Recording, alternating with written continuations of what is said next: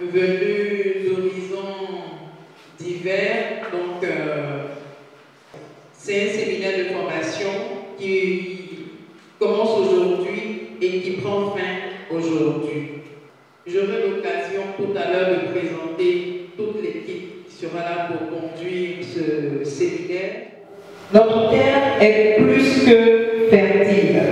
Notre sous-sol regorge de toutes sortes de minéraux que vous pouvez connaître. Avec une population jeune, une urgence s'impose.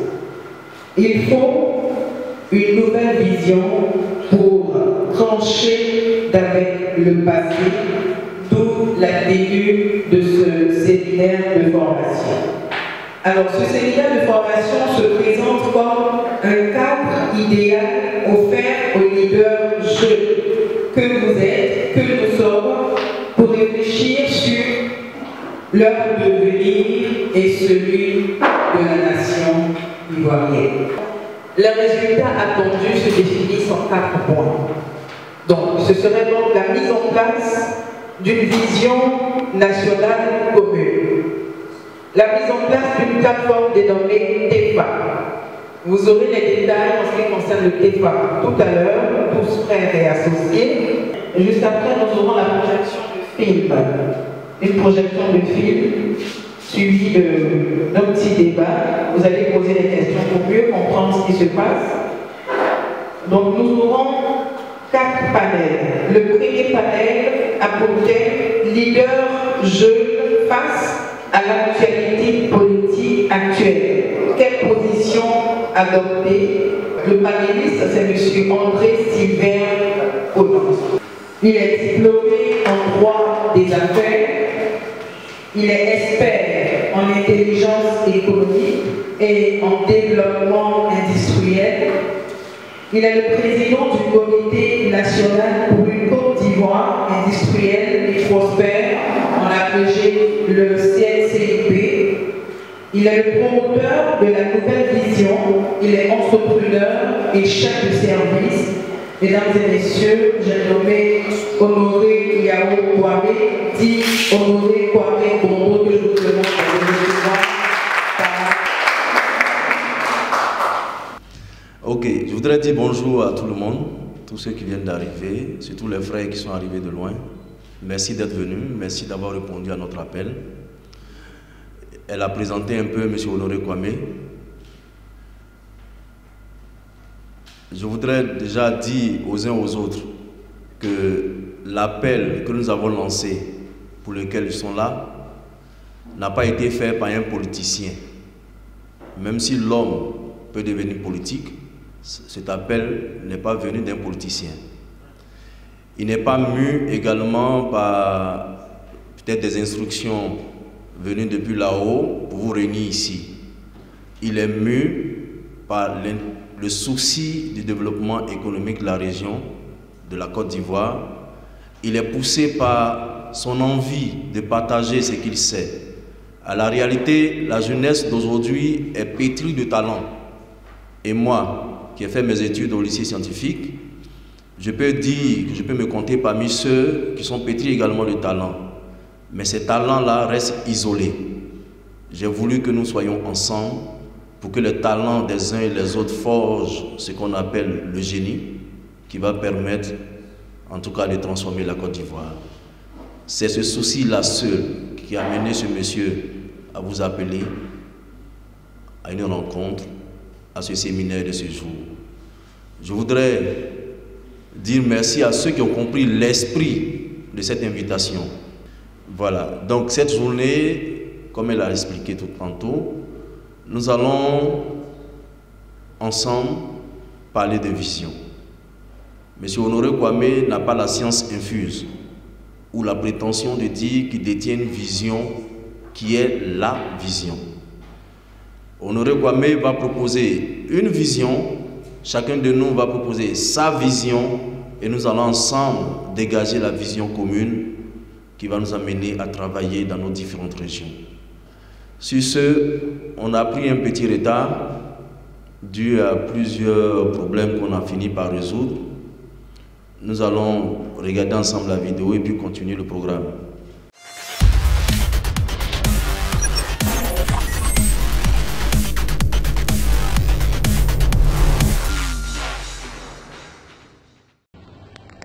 Bonjour, bonsoir. Ça dépend de où vous regardez cette vidéo et à quelle heure vous regardez cette vidéo. Voilà. Dans quel pays, je veux dire. Donc, voilà. Ivoirien Yako, Ivoirien Yako. Ivoirien. Même si tu ne vois rien, tes expériences, ce qui t'est arrivé avant là, et ça doit te permettre de voir. Nous assistons aujourd'hui à un mariage forcé. Un mariage forcé qui aura forcément des répercussions sur la paix. Un mariage forcé qui aura forcément des répercussions, je veux dire, sur la stabilité. Les gens veulent se marier. On dit parti unifié. Alors on sait qu'au sein des partis même, les gens ne sont pas d'accord. On dit PDCI, RDA, Parti démocratique de Côte d'Ivoire. Un parti où il n'y a aucune démocratie. Le chef dit que c'est comme ça et c'est fini. Comment notre génération peut accepter ça? Rassemblement des républicains. Quand le chef dit que c'est comme ça, tout le monde suit. Et c'est comme ça qu'ils ont fait ici. Hein. Tout le monde a suivi Gbagbo. FPI. Tous les gars ont suivi Gbagbo. Ils ont suivi Gbagbo jusqu'à... Les gens sont venus le prendre pour aller le mettre en prison. Il y a eu la guerre. Parce que personne au sein du parti Gbagbo n'a été capable de dire à Gbagbo, le chemin que tu prends là, ce n'est pas un bon chemin. Ils sont restés dans ça jusqu'à... Comme Gbagbo lui-même disait, ils sont venus le prendre, ils l'ont mis en prison. Maintenant, les gens crient libérer Gbagbo, alors qu'eux-mêmes, ils ont vu Gbagbo aller en prison.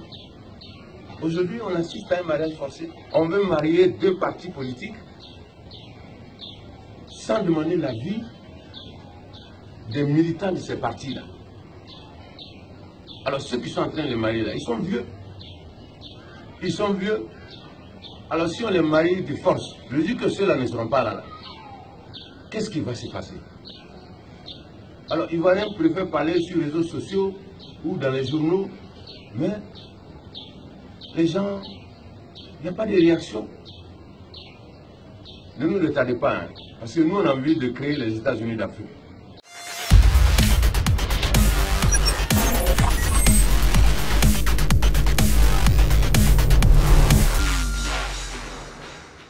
Les travaux de construction de l'échangeur du Grand Carrefour Solibra environ 25 milliards 200 millions de francs CFA. Ce projet est le symbole d'amitié entre le Japon et la République de Côte d'Ivoire. Dans d'autres circonstances, c'est nous qui aurions pu faire un don à un pays asiatique. Prenons le cas de la Corée du Sud, un petit pays en Asie.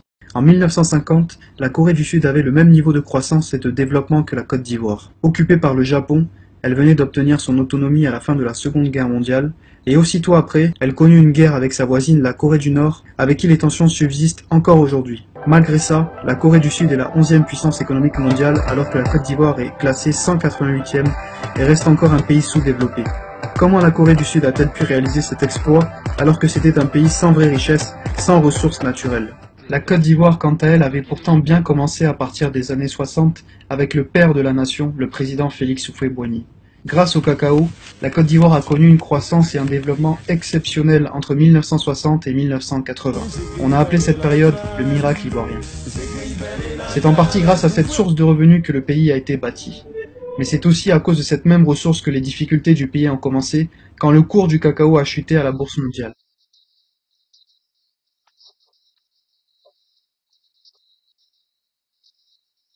La suite, on la connaît tous. 1999, Général Gay arrache le pouvoir. Alassane Ouattara qui fait écarter l'élection présidentielle. Si bien que la Côte d'Ivoire est coupée en deux. Tout à coup, la fusillade commence. C'est une véritable situation d'anarchie. Se rendre, de leur couvre-feu, cadavres et puis aussi des blessés. Des affrontements très violents ont eu lieu. De mots de haine ou d'un conflit ethnique et religieux. Aboubou en colère, tir de grenades lacrymogènes. Coups de feu et de mortier. De Laurent Gbagbo, yes, des partisans d'Alassane Ouattara. Pourvu que nos enfants ne connaissent jamais ça. Côte d'Ivoire, quel avenir, quel lendemain.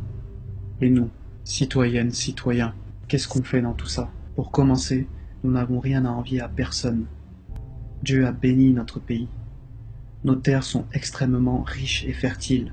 Café, cacao, anacarde, graines de palme, EVA, canne à sucre, manioc, Igname et plein d'autres encore. Concernant les sous-sols, nous avons de l'or, du diamant, du manganèse, du nickel, bauxite, cuivre, coltan, minerai de fer, et nous avons même de grosses réserves en gaz et pétrole. Et nous, qu'est-ce qu'on fait dans tout ça? Qui a situé la situation politique actuelle de la Côte d'Ivoire. Et le second film qui nous interpelle venant d'un de nos frères, Faber Fakri, qui aussi nous interpelle. Mais ce qui est intéressant dans l'affaire, Fakri a fait le résumé un peu de la Côte d'Ivoire depuis les années 1960 jusqu'à nos jours.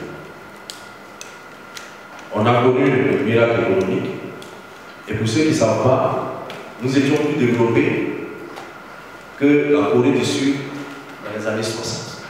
On va dire 30 ou 40 ans après, c'est la Corée qui nous offre un pont au niveau de ce niveau-là. C'est le contraire qui va se reproduire. Qu'est-ce qui n'a pas marché? Qu'est-ce qui n'a pas marché? Fakri, dans sa vidéo, il a montré effectivement le problème, l'élément clé de notre économie qui a été cassé en deux.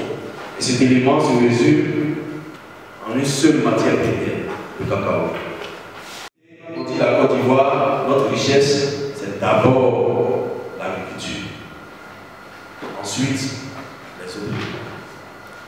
Mais aujourd'hui, pour ceux qui sont venus pour ce séminaire, nous avons le devoir d'expliquer d'où nous sommes venus pour qu'on comprenne mieux où nous sommes et qu'on analyse mieux où nous voulons partir.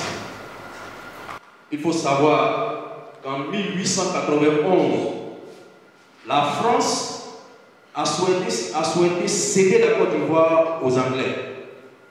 Parce que la France a estimé que eux, les Français, ils ont le Sénégal, qui est l'aîné des colonies. C'est pour ça que Foucault disait, la Côte d'Ivoire est la Benjamin des colonies. C'est le Sénégal. Il suffisait d'être un Sénégalais, et puis vous avez le privilège d'être un indigène, être proche du blanc. Et la France avait le Sénégal, la France avait le Mali, la France avait la Haute-Volta en haut. Il y a un seul élément qui gênait la France, c'est la Gambie, qui était occupée par les Anglais. Donc la France a passé un deal avec les Anglais pour leur dire, laissez-nous la petite Gambie, on vous donne la Côte d'Ivoire, parce que la Côte d'Ivoire n'est pas importante. Cette réalité, il faut qu'aujourd'hui, vous ayez cette réalité en mémoire. La France ne considérait pas la Côte d'Ivoire comme une nation qui pourrait être demain une nation prospère. Et la France demande aux Anglais de leur céder la Gambie et de prendre la Côte d'Ivoire comme cela. Les Anglais auront le Libéria, la Côte d'Ivoire et le Ghana. C'est façon linéaire. Ils ont laissé aux Anglais 2 ans de réflexion. Les Anglais ont prospéré la Côte d'Ivoire et ils ont dit la Côte d'Ivoire ne sera pas rentable. Ils ont refusé. C'est comme cela qu'en 1893, sans solution, la France a accepté enfin de se poser totalement au niveau de la Côte d'Ivoire et de prendre la Côte d'Ivoire. Donc vous voyez, nous sommes la Benjamin des colonies françaises, la moins aimée, la délaissée. Et c'est cette frustration qui a amené nos parents, Gabriel Gatier, à se lever pour dire nous sommes la Benjamin, la moins aimée, nous sommes délaissés, nous sommes maltraités, levons-nous, défendons notre dignité. Voici pourquoi nos aînés, quand ils se battaient avec leur âme, ont négligé que la seconde épouse, la dernière des épouses, la moins aimée, celle qu'on ne veut pas du tout, que personne ne veut. Alors fais-toi désirer, fais-toi admirer, fais-toi accepter. Voici pourquoi vous pouvez voir et ses frères ont pu trouver les tréfonds de leur entraille, la force de combattre sans jamais lâcher pour positionner la Côte d'Ivoire là où on sort aujourd'hui. Et celui qui ne sait pas ça se trompe de vision. Voilà comment la France était la Côte d'Ivoire. Et donc, nos parents planteurs, en son temps, notre cacao, si tu es planteur sénégalais, on te paye plus cher que le planteur ivoirien qui est même propriétaire du sol. Et c'est ça qui a amené Houphouët-Boigny à lancer son pamphlet, on nous a trop volé, et à mobiliser pour la création du syndicat agricole africain. Jeunes leaders ivoiriens, nos parents ont défendu notre fierté. Ils sont battus. Et même le Ghana était mieux vu que nous. C'est pour cela qu'à notre indépendance, vous pouvez dire premier devoir va dépasser le Ghana. Premier devoir va dépasser le Ghana. Deuxième devoir dépasser le Sénégal pour leur montrer que vous avez négligé. Mais nous là, Dieu a béni ce sol. Nous allons en faire une source de prospérité dans la sous-région. Et ils ont réussi.